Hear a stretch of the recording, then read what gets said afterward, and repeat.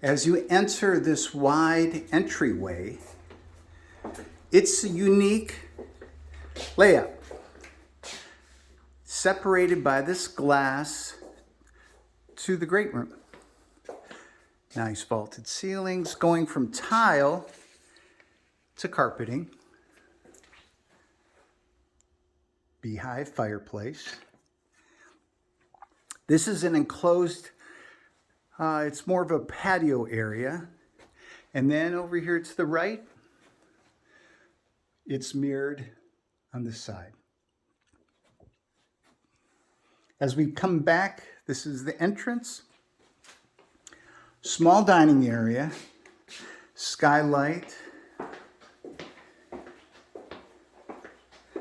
And unfortunately, it doesn't open to the great room.